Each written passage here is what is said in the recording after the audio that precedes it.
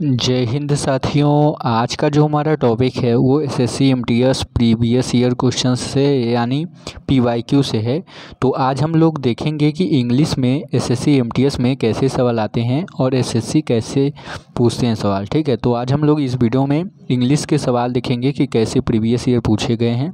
तो SSC MTS वालों के लिए बहुत ही इंपॉर्टेंट क्लास है, तो आप लोग इसे ज़रूर देखें और ये वीडियो काफ़ी इंफॉर्मेटिव लगेगी आप लोगों को हल करना भी आ जाएगा। एक बार इसे ज़रूर देख लें ताकि आप लोगों को एक तरीके से पता चल सके कि एग्ज़ाम में आप लोग कैसा कर सकते हैं। ठीक है, तो चलिए वीडियो को स्टार्ट करते हैं बिना देरी करते हुए। सबसे पहला क्वेश्चन यहाँ पे देखते हैं क्या है। ज़्यादा क्वेश्चन नहीं है यहाँ पे, काफ़ी अच्छा क्वेश्चन है। पहला देखते हैं यहाँ पे 9वां नंबर। देखिए कल हम लोगों ने 8 क्वेश्चन कर लिया था, आज 9वां नंबर है। तो यहाँ पे देखिए सबसे पहला क्वेश्चन क्या है हम लोगों का। यहाँ पे एक एक क्वेश्चन को ध्यान से पढ़िए और समझिए तब जाके आंसर कीजिए आप लोग। ठीक है, देखिए पहला क्वेश्चन क्या हम लोगों का यहाँ पे क्या है। Select the most appropriate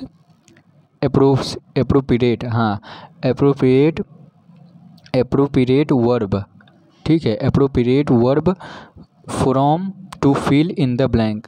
to fill in the blank है ये, आप लोगों को ये बताना है। ठीक है, तो मैं आसानी से एक एक क्वेश्चन को हल कराऊंगा, लेकिन आप लोग क्या होंगे एक बार ज़रूर इसे पढ़ लें तब मैं आप लोगों को ये बताऊंगा। ठीक है, एक बार ज़रूर इसे पढ़ लें। क्या है देखिए यहाँ पे, select the most appropriate meaning आप लोगों को बताना है। ठीक है, हाँ तो देखिए यहाँ पे क्या था, appropriate verb from the fill in the blank. आप लोगों को ये खाली स्थान जो दिख रहा है आप लोगों को ये भरना है। क्या है, अरुण खाली स्थान his bicycle to school every day. ठीक है, रिक्त स्थान भरने के लिए सबसे उपयुक्त आप लोगों को क्रिया बताना है, एप्रोप्रिएट वर्ब बताना है यहाँ पे। ठीक है, एप्रोप्रिएट यहाँ पे वर्ब बताना है आप लोगों को। ठीक है, 1 मिनट रुक जाइए। आप लोगों को एप्रोप्रिएट यहाँ पे वर्ब बताना है। ठीक है, यहाँ पे एप्रोप्रिएट वर्ब बताना है, यानी सही वर्ब क्या होगा आप लोगों को ये बताना है। ठीक है, तो देखते हैं सबसे पहला क्या हम लोगों का। सबसे पहला है यहाँ पे रोड। देखिए मैं बता देता हूँ यहाँ पे राइड यानी क्या होता है, सवार। ठीक है, राइड यानी क्या होता है, सवार। तो अरुण जो है वो प्रतिदिन अपने बाइसिकल से स्कूल यानी सवार होके जाता है। ठीक है, अरुण क्या करता है, प्रतिदिन स्कूल सवार होके जाता है। तो आप लोगों को इसका हिंदी तो पता चल गया है, तो आप लोगों को करेक्ट ऑप्शन बताना है कौन सा सही होगा। ठीक है, अरुण प्रतिदिन अपनी साइकिल से स्कूल जाता है या सवार होके जाता है। तो राइड यानी सवार होना। ठीक है, तो आप लोगों को बताना है कौन सा सही होगा यहाँ पे। ठीक है, तो यहाँ पे बताना है रोड ये क्या है, ये वर्ब का जो है वो सेकेंड फॉर्म है। ठीक है, ये क्या है, ये वर्ब का सेकेंड फॉर्म है। यहाँ पे ये क्या है, पास्ट टेंस में है, लेकिन यहाँ पे हम लोगों को पास्ट टेंस नहीं लेना है। ठीक है, यहाँ पे हम लोगों को पास्ट टेंस नहीं लेना है। क्यों नहीं पास्ट टेंस लेना है, क्योंकि यहाँ पे दिया गया है एवरी डे यानी क्या होता है, प्रतिदिन। और प्रतिदिन कब होता है, जब कोई काम लगातार चल रहा हो, यानी वर्तमान में वो काम चल रहा हो। ठीक है, एवरी डे यानी क्या होता है, प्रतिदिन यानी वो काम चल रहा है, यानी प्रेजेंट की बात कर रहा है। ये किसकी बात कर रहा है यहाँ पे ये जो एवरी डे है वो प्रेजेंट की बात कर रहा है। किसकी, प्रेजेंट की। ठीक है, तो यहाँ पे पास्ट की चीज़ें तो नहीं आ सकती हैं। ठीक है, तो यहाँ पे जो पहला ऑप्शन है वो तो कट गया, रोड नहीं होगा यहाँ पे। राइड, अगर हम राइड की बात करें तो यहाँ पे राइड भी नहीं हो सकता है, क्योंकि वहाँ पे क्या है, अरुण है और अरुण जो है वो सिंगुलर है, और सिंगुलर के साथ सिंगुलर वर्ब लगता है, ना कि प्लूरल। तो ये क्या है, प्लूरल है। ये क्या है, एक प्लूरल है।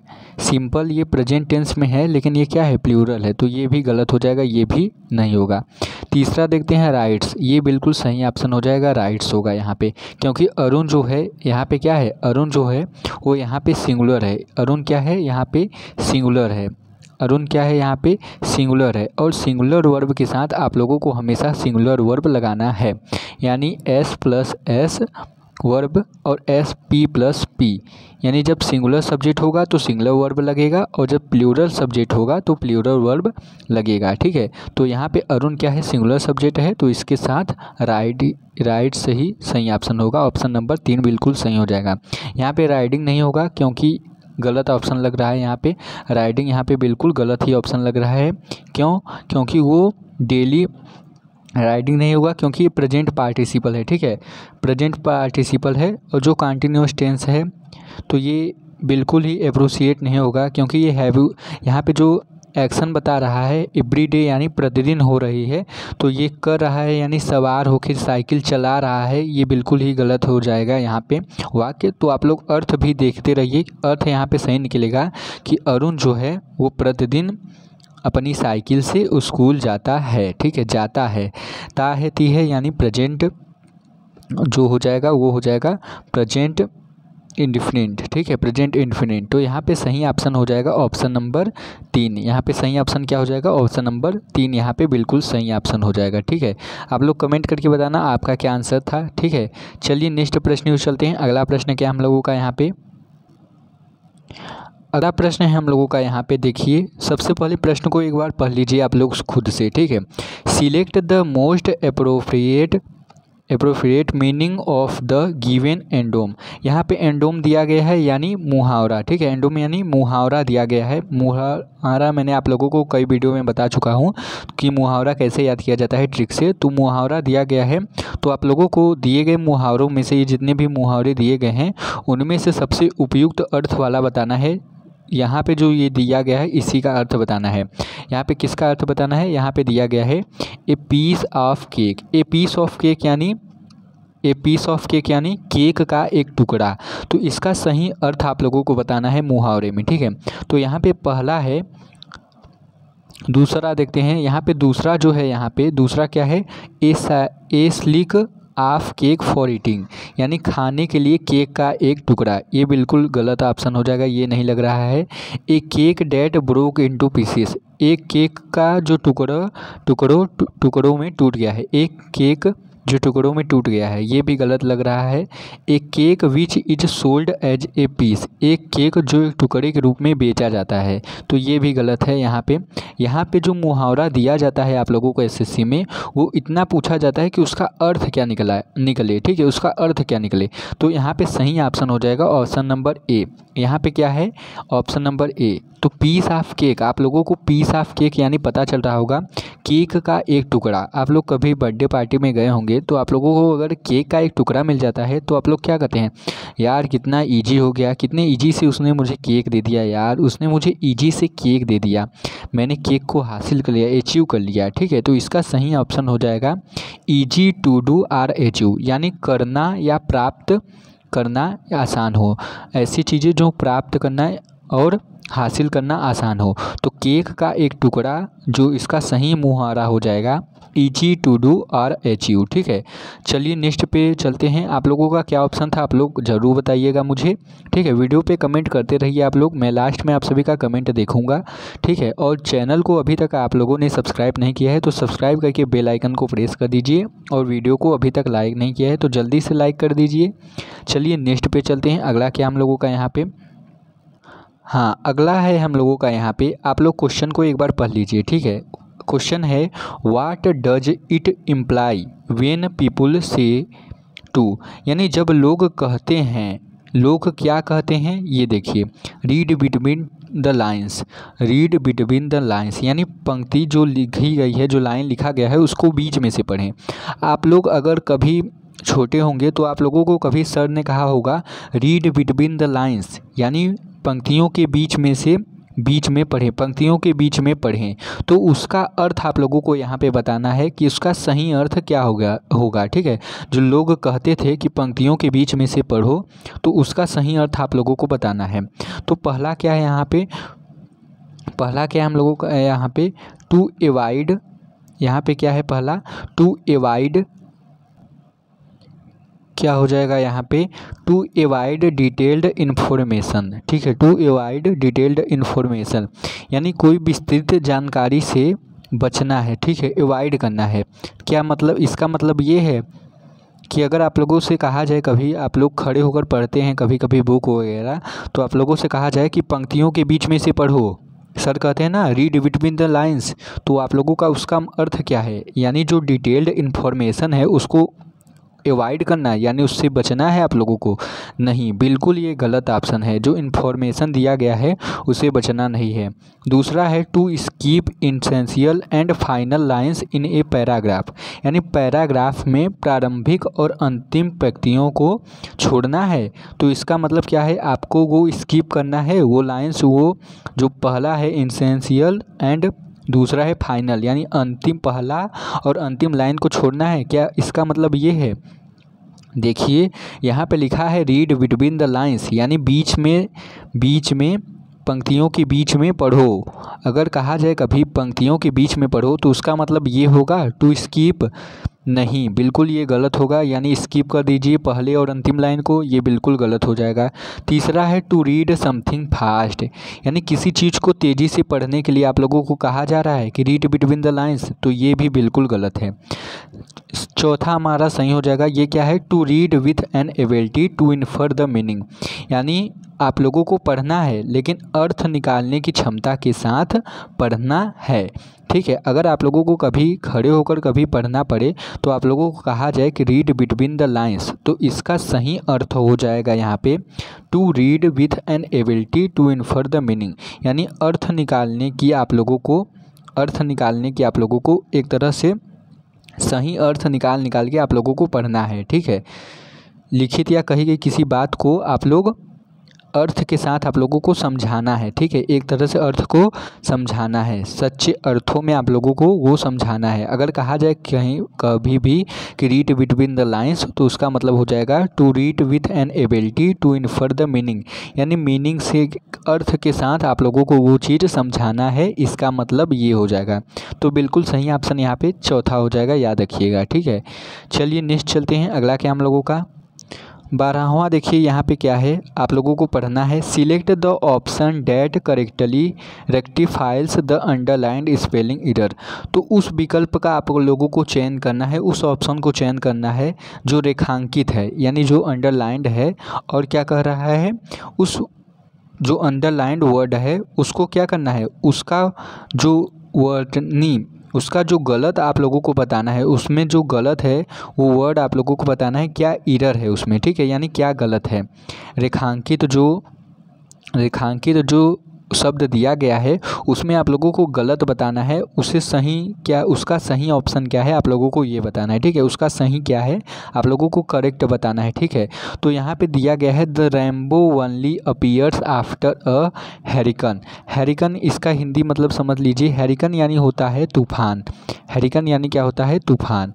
ठीक है, यहाँ पे हिंदी मीनिंग तो पूछा नहीं गया है आपको कि हिंदी मीनिंग निकाले, यानी इंद्रधनुष केवल तूफान के बाद ही दिखाई देता है। The rainbow only appears after a hurricane, यानी रेनबो जो है, इंद्रधनुष जो है वो तूफान के बाद दिखाई देता है। तो हैरिकन का यहाँ पे सही स्पेलिंग, ये गलत स्पेलिंग है, आप लोगों को यहाँ पे दिख रहा होगा, तो आप लोगों को सही स्पेलिंग क्या है आप लोगों को ये बताना है। ठीक है, यहाँ पे अंडरलाइंड स्पेलिंग एरर बताना है।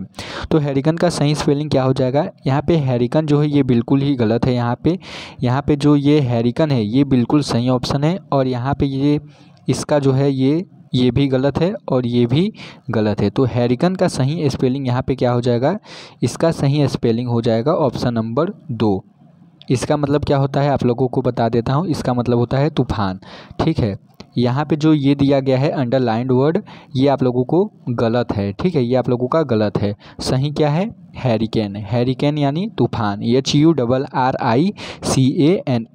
ठीक है, तो ये स्पेलिंग गलत है, यहाँ पे ई नहीं था और आर नहीं था ना, तो आप लोग याद रखिएगा। चलिए नेक्स्ट पे चलते हैं। अगला क्या हम लोगों का, यहाँ पे आप लोगों को ये बहुत ही अच्छे से समझ में आ रहा होगा। चलिए नेक्स्ट चलते हैं। अगला क्या है, अगला है हम लोगों का, यहाँ पे ध्यान से पढ़ लीजिए एक बार, select the sentence that has a grammatical error. Grammatical error बताना है, यानी व्याकरण रूप से क्या गलत है। ठीक है, उस वाक्य का आप लोगों को सिलेक्ट करना है, उस वाक्य का चयन करना है जिसमें व्याकरण संबंधी गलत हो, यानी एरर हो। ठीक है, तो पहला क्या है, we watches movies every Friday night. दूसरे से शुरुआत करते हैं, he works as a software developer, यानी वह एक सॉफ्टवेयर डेवलपर के रूप में काम करता है, तो ये बिल्कुल ही सही है। The sun rises in the east, ये भी सही है हम लोगों का। She always eats healthy meals, यानी वह हमेशा स्वस्थ भोजन करता है, ये भी बिल्कुल सही है। यहाँ पे गलत क्या है, आप लोगों को गलत दिख रहा है क्या? आप लोगों को कोई वाक्य यहाँ पे गलत दिख रहा है क्या? तो यहाँ पे आप लोगों को गलत दिख रहा होगा, यहाँ पे जल्दी से बताइए क्या होगा यहाँ पे। यहाँ पे जो गलत वाक्य है वो पहला नंबर है, we watches movie every Friday night. ठीक है, तो यहाँ पे कैसे गलत है, तो अभी आप लोगों को बताया मैंने कि एस प्लस एस और पी प्लस प्ली, यानी जब सब्जेक्ट सिंगुलर हो तो वर्ब भी सिंगुलर, और जब सब्जेक्ट प्लूरल हो तो वर्ब भी प्लूरल। तो यहाँ पे आप लोगों को दिख रहा होगा वी क्या है, आई और वी क्या होता है, आई और वी क्या होता है, जल्दी से बताइए। यहाँ पे आई और वी क्या होता है, फर्स्ट पर्सन, और फर्स्ट पर्सन जो होता है वो क्या होता है, प्लूरल होता है। ठीक है, तो यहाँ पे प्लूरल यहाँ होगा, तो यहाँ पे वी के साथ वाचेस नहीं होगा, यहाँ पे क्या होगा, वाच होगा। क्या होगा, वाच, WATCH। यहाँ पे ES जो लगा है वो बिल्कुल ही गलत हो जाएगा, तो आप लोग याद रखिएगा। ठीक है, यहाँ पे क्या हो जाएगा, वाच हो जाएगा। तो आप लोग इसका बताइए, हाँ यहाँ पे वाच हो जाएगा। तो आप लोग बताइए इसका स्पेलिंग, आप लोग मीनिंग भी बता दीजिए, इसका हिंदी में मीनिंग क्या होगा। इसका हिंदी में मीनिंग हो जाएगा कि हम हर शुक्रवार रात को फिल्में देखते हैं। ठीक है, फिल्में देखते हैं। ठीक है, तो आप लोगों को यहाँ पे वाच हो जाएगा, यही एरर था इसमें, याद रखिएगा क्या हो जाएगा यहाँ पे error, we watches movies every Friday night. तो ये बिल्कुल ही गलत हो जाएगा, यहाँ पे वाच नहीं होगा, यहाँ वाचेज नहीं होगा, यहाँ पे क्या होगा, वाच होगा केवल। ठीक है, याद रखिएगा आप लोग। यहाँ पे ये सही है, ये सही है। The sun rises in the east, यानी सूर्य पूर्व में उगता है, ये बिल्कुल ही सही ऑप्शन हो जाएगा। चलिए नेक्स्ट चलते हैं, अगला क्या हम लोगों का। तो यहाँ पे नेक्स्ट प्रश्न देखिए, सबसे पहले आप लोग एक बार पढ़ लीजिए, select the most appropriate synonym of the given word. तो मैंने आप लोगों को सिनोनिम का मतलब बता दिया था, क्या होता है, मिलता जुलता शब्द आप लोगों को बताना है कि मिलता जुलता शब्द कौन सा है। ठीक है, मिलता जुलता आप लोगों को बताना है। ठीक है, तो बहुत ही ये आसान सवाल है, आप लोगों को ये हल करना बहुत ही आसान है। आप लोग आंसर जल्दी से कमेंट कीजिए। एनर्जी यानी होता है ऊर्जा। ठीक है, एनर्जी यानी क्या होता है, ऊर्जा। तो आप लोगों को यहाँ पे मिलता जुलता शब्द दिख रहा है, जल्दी से कमेंट कीजिए। मैं आप लोगों का कमेंट का वेट करूँगा 1 मिनट के लिए, जल्दी से कमेंट कीजिए, जल्दी जल्दी। यहाँ पे क्या होगा, स्ट्रीफ यानी होता है, स्ट्रीफ यानी क्या होता है, शक्ति। ठीक है, स्ट्रीफ यानी क्या होता है, शक्ति। स्ट्रीफ यानी, जल्दी से बताइए कौन सा ऑप्शन सही हो जाएगा। यहाँ पे मैं वेट कर रहा हूँ आप सभी का। स्ट्रीफ यानी क्या हो जाता है, जल्दी से बताइए। स्पीड यानी क्या होता है, स्पीड यानी, जल्दी से बताइए क्या हो जाएगा यहाँ पे, जल्दी जल्दी जल्दी कमेंट कीजिए जल्दी। चलिए मैं बता देता हूँ, स्पीड यानी क्या होता है, गति, किसी चीज़ की गति। ठीक है, स्पीड यानी गति कह लीजिए। ठीक है, फ्रेलिटी यानी कमजोरी। ठीक है, फ्रेलिटी यानी क्या हो जाएगा, कमजोरी। यहाँ पे फ्रेलिटी यानी कमजोरी, याद रखिएगा, कमजोरी। और यहाँ पे स्ट्रीफ मतलब होता है कलह। ठीक है, कलह, कलह। ठीक है, कलह। ठीक है, तो यहाँ पे आप लोगों को बताना है। और लास्ट जो हो जाएगा पावर, पावर यानी क्या होता है, शक्ति। तो आप लोगों को अब तो पता चल गया होगा कि इसका सिनोनिम्स क्या होगा। ठीक है, कलह यानी क्या होता है, किसी चीज़ पे गुस्सा करना। ठीक है, किसी चीज़ पे गुस्सा करना या असहमति होना, तो यहाँ पे क्या होता है, कलह हो जाता है। कि कहीं पे टकराव हो गया तो कलह हो जाता है वहाँ पे। फ्रेलिटी क्या होती है, कमजोरी होती है। ठीक है, फ्रेलिटी यानी कमजोरी होती है। तो आप लोगों को सही ऑप्शन यहाँ पे दिख गया होगा। हाँ बिल्कुल सही ऑप्शन है यहाँ पे ऑप्शन नंबर 4। एनर्जी यानी क्या होता है, शक्ति, और पावर में यानी भी क्या होता है, शक्ति।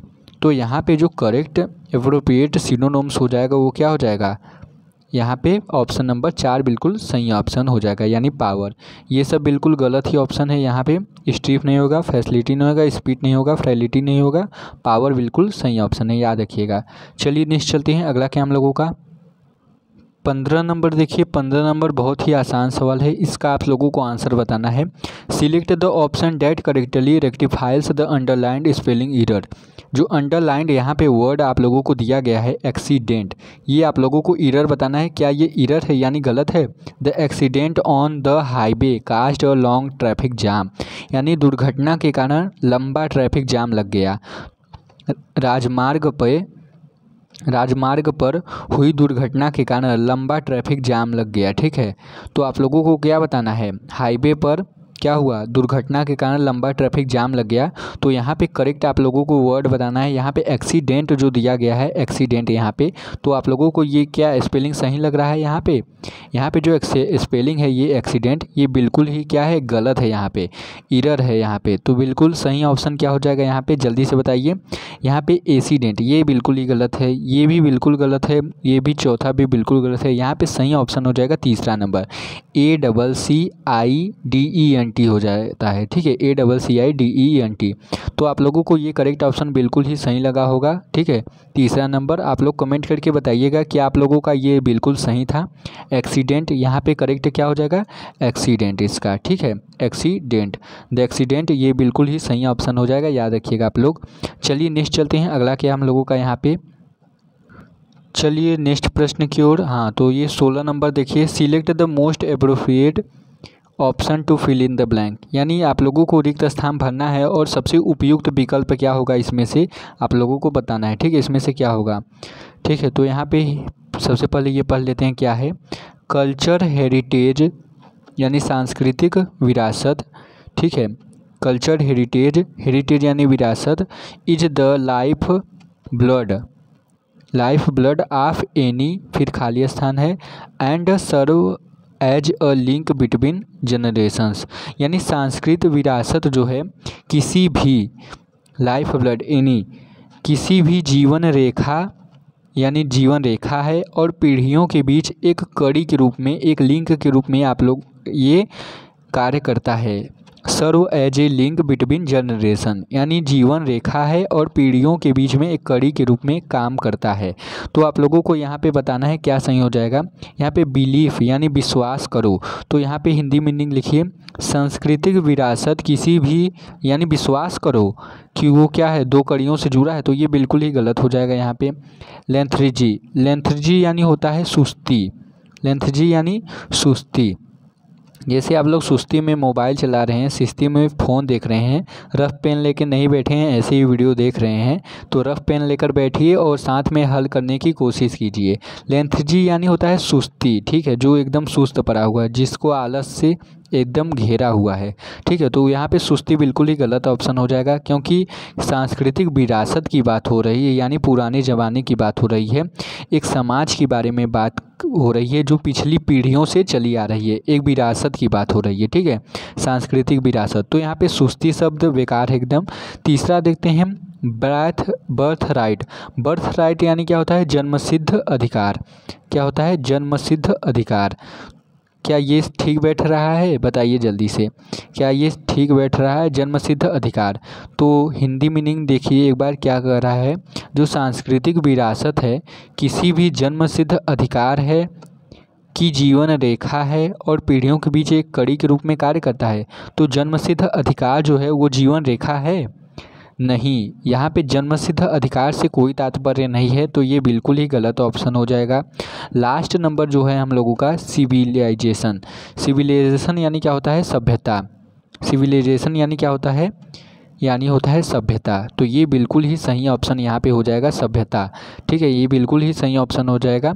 देखिए हिंदी मीनिंग भी मिल रहा होगा यहाँ पे, कल्चर हेरिटेज यानी सांस्कृतिक विरासत is the life blood of any civilization and serves as a link between generations, यानी सांस्कृतिक विरासत किसी भी सभ्यता की जीवन रेखा है।